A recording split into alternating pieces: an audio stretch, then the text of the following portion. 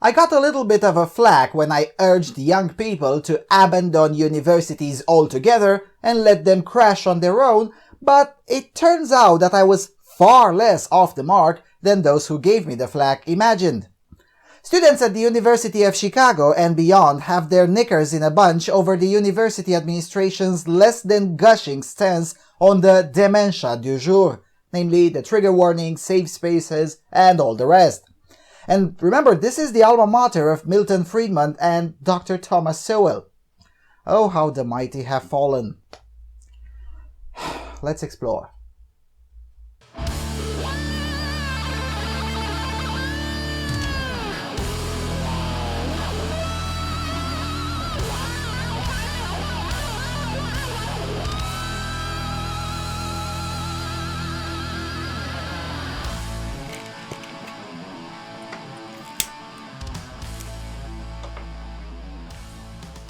Hello everyone and welcome to the Freedom Alternative. The University of Chicago is an island of sanity in the middle of an ocean that reeks of insanity. This has been the case for several decades now, since it's not like Chicago became a hotbed of the far left yesterday or something. But the thing is that in the past, the university itself could maintain the sanity by having people fly in there from all over the country, and indeed all over the world, for a chance to study with Dr. Milton Friedman and for a chance to learn something useful. However, that could not have lasted forever, since the surrounding culture has become increasingly insane, and as a result, its own student had to be touched by it sooner or later. Now, to their credit though, the university's administration is still trying to this very day to maintain a general line of sanity on the premises. So, Heat's titles Social Justice Warriors Freak Out Over UChicago Dean's No Safe Spaces Stance. And it reads like this, quote, Social justice warriors at the University of Chicago and across the internet are awash in despair after the school's dean declared in a letter to incoming freshmen that the college would not support safe spaces or trigger warnings to protect delicate feelings. The letter detailed the administration's stance on academic and intellectual freedom, noting that the university is a place of discovery and not one of retreat.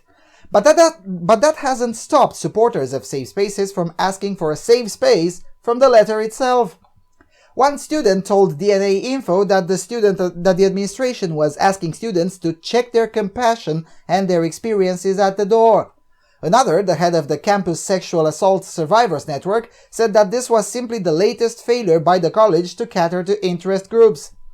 Quote, the administration has a huge problem with transparency and they have been slow to address issues related to sexual violence, disability injustice, police discrimination, and many more, she said. Vox posted an op-ed accusing the college of exercising power over its students, calling trigger warnings pedagogical imperatives. The piece also defended students who shouted down or ousted controversial speakers from other campuses, saying that they challenge academic professors and hold us accountable for their institutional biases. The New Republic whined that the University of Chicago was attacking academic freedom by telling students to think more critically about shutting down speakers and shutting off conversation. STEM students and former students took to Twitter to complain.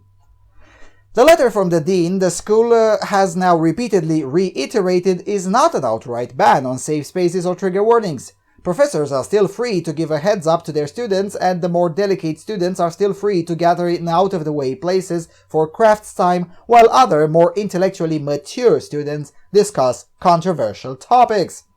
But that didn't stop students on Twitter mistaking the dean's position on trigger warnings as a ban.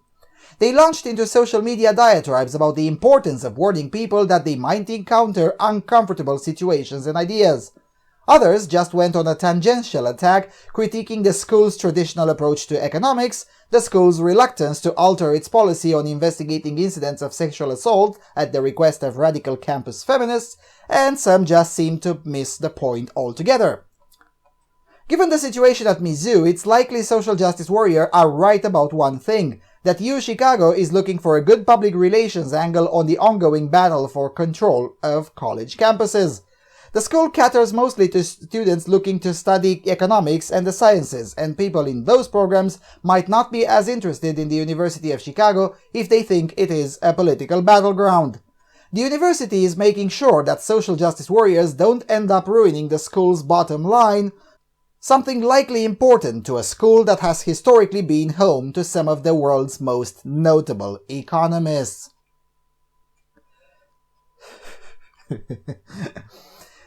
Now, the thing is, sooner or later, the University of Chicago will have to fall in line unless it decides to go the independent route and simply drop every single cent of federal funding that it gets.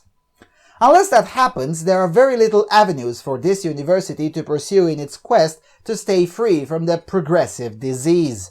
Things like Title IX that ruined the lives of young men in American colleges are there to stay for a very long period of time. So come on, let's not kid ourselves.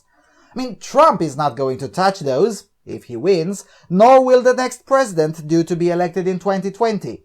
Maybe, if everyone is lucky, the 2024-2028 administration will start tackling that insanity. That means at least 10 more years of this degeneracy.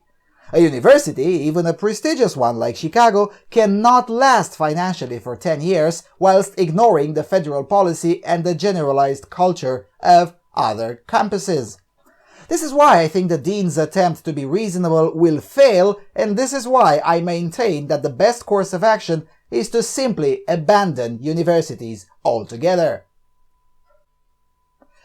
Now, before I wrap this up, let me read you a passage from Dr. Thomas Sowell, an alumni of University of Chicago, about this incident.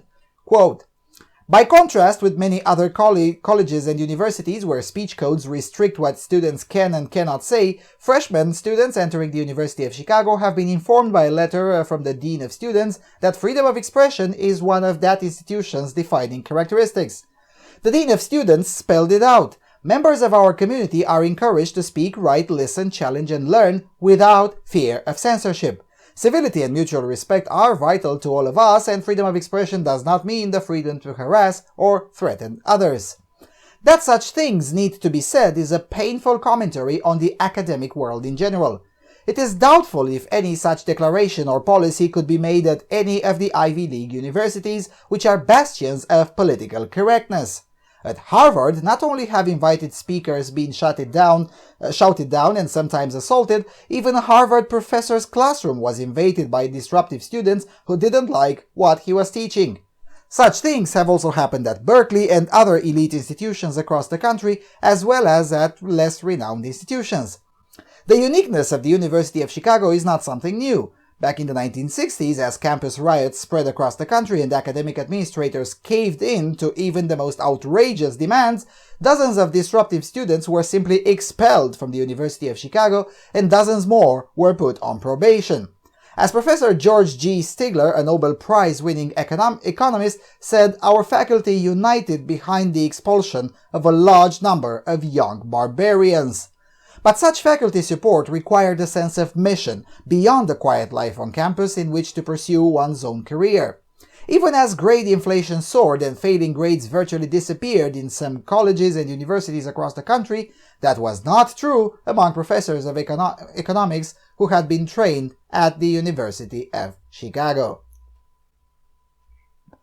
Now, I rarely disagree with Dr. Sowell, but on this point, I will venture to say that he is overly optimistic.